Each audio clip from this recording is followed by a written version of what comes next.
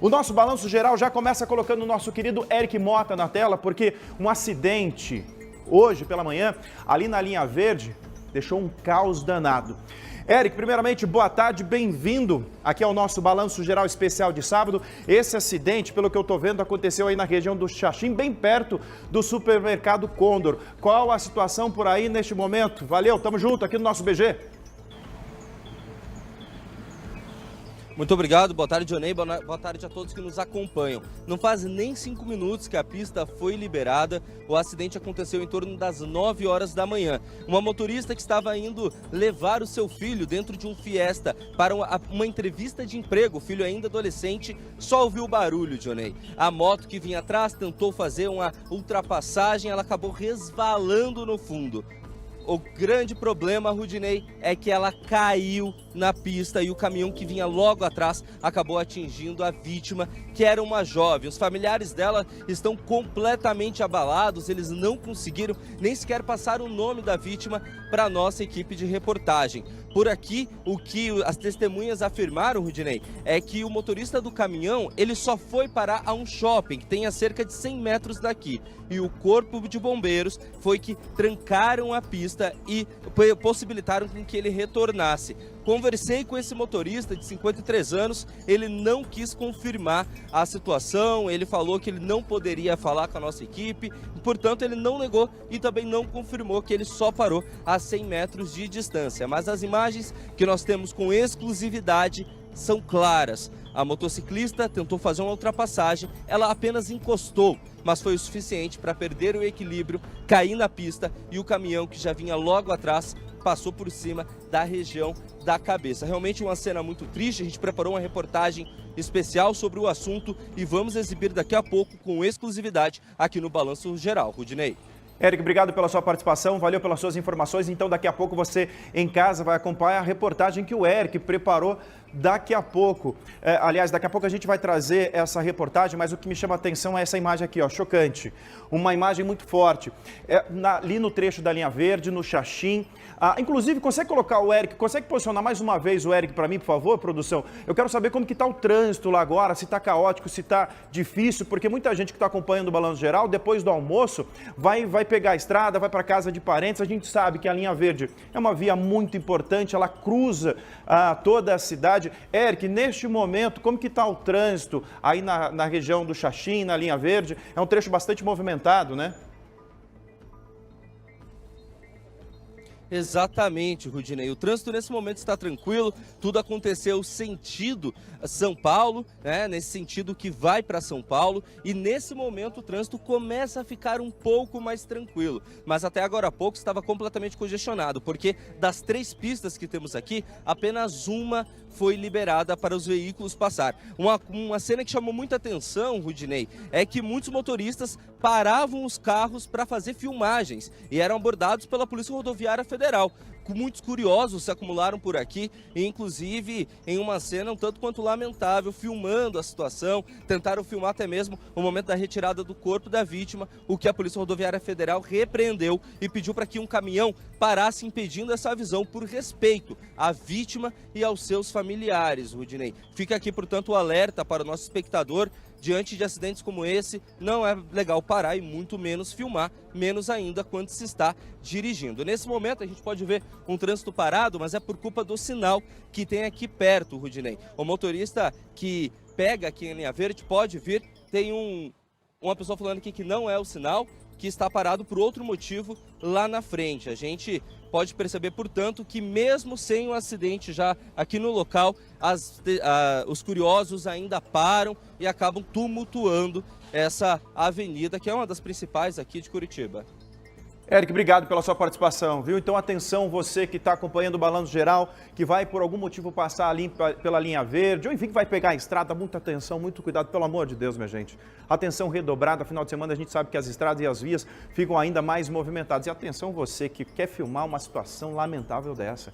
Um corpo, uma vida, um ser humano que está ali na via, uma família que nesse momento está destroçada, destruída porque perdeu um ente querido. Não é legal fazer isso, pelo amor de Deus. Não é o momento, né? Mas para a família, força, minhas condolências, meus mais sinceros sentimentos a todos vocês. Eu sei que nesse momento a família está arrasada. Olha, mais uma tragédia na linha verde. Uma motociclista, a gente já trouxe um destaque aqui no início do programa. Inclusive, nós temos uma imagem do momento do acidente.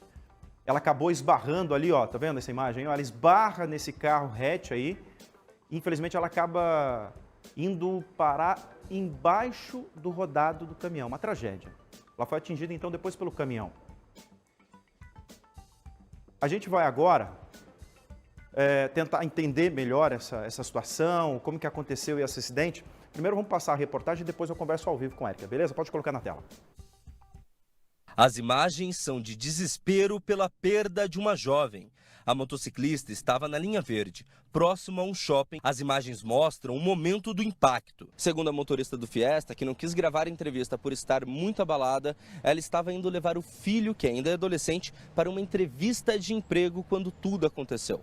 A motociclista teria tentado ultrapassar o veículo e batido na traseira. Quando caiu na pista, o caminhão que vinha logo atrás não conseguiu desviar. Segundo testemunhas, o motorista do caminhão, Dionísio, que tem 53 anos, não parou e foi até o estacionamento de um shopping que fica a cerca de 100 metros do local.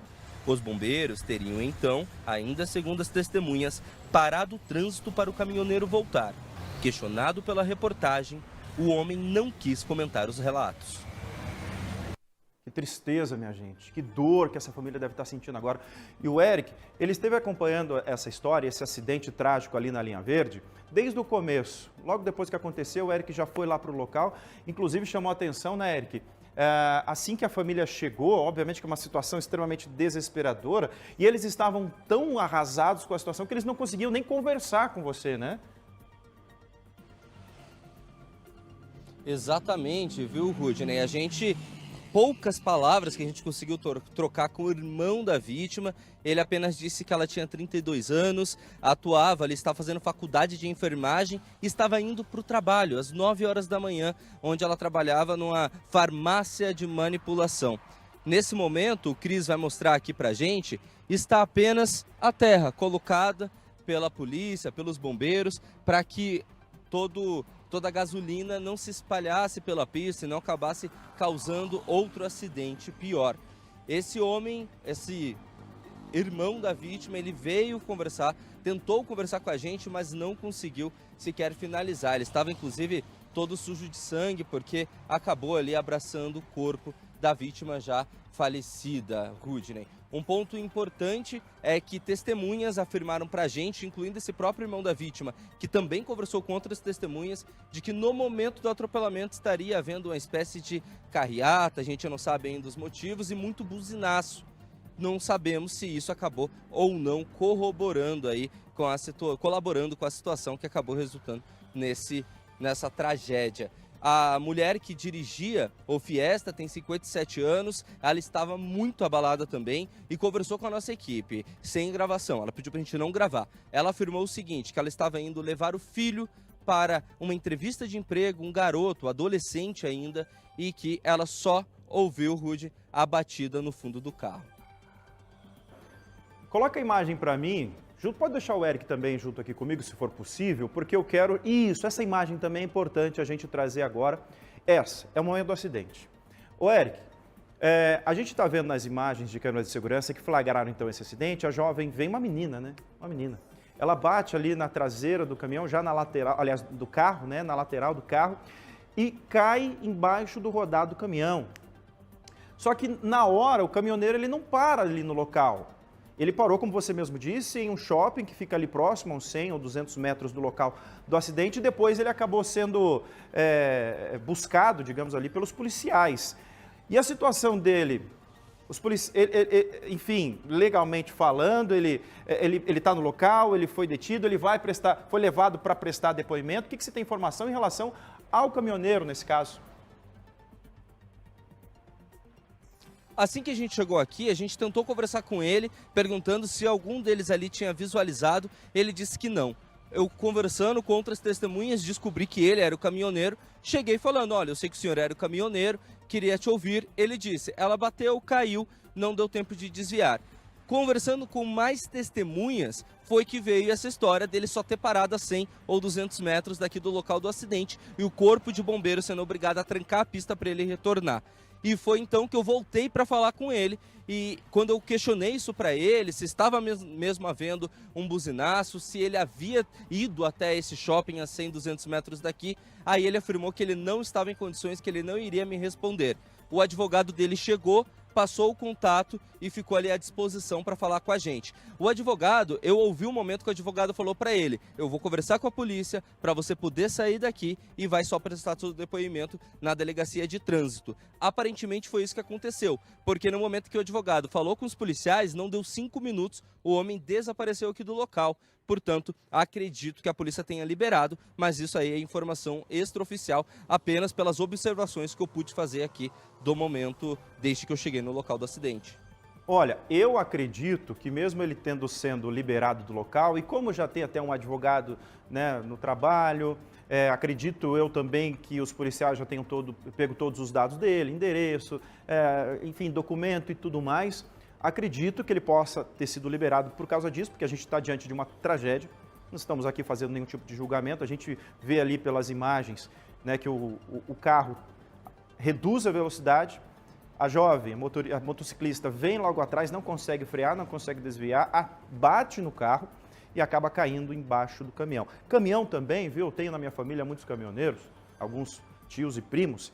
O caminhão ele tem muitos pontos cegos. Eu ia até trazer essa observação, mas o próprio caminhoneiro disse que viu ali o acidente, né? Ele fez esse relato ali para o Eric, que viu que ela caiu embaixo do caminhão, que ele não conseguiu frear. Óbvio, nós estamos diante de uma tragédia. Mas é importante também destacar aqui que a polícia vai fazer o trabalho dela e ele, assim como a motorista do carro, são testemunhas cruciais, importantes, para se desenhar o que realmente aconteceu, apesar de nós termos conseguido essa imagem com exclusividade aqui no Balanço Geral. Mas, Eric, acredito que a partir de agora, mesmo ele tendo sido liberado, ele será chamado ou convocado aí para prestar depoimento, né? Exatamente, tanto ele quanto a motorista do Fiesta de 57 anos. Esse homem, ele tem 53 anos, viu, Rudney? Ele afirmou que ele não viu. No momento, ele ouviu apenas o barulho, ele olhou e viu a moto caída no chão. Vale ressaltar que nas imagens dá para perceber que o caminhão está em velocidade muito maior do que a do Fiesta. Não podemos precisar qual era essa velocidade e quem conhece de caminhão sabe, meu pai também é caminhoneiro, Rudney, que caminhão demora para parar. Pode ser essa uma das explicações para ele ter parado a um pouco mais de 100 metros daqui.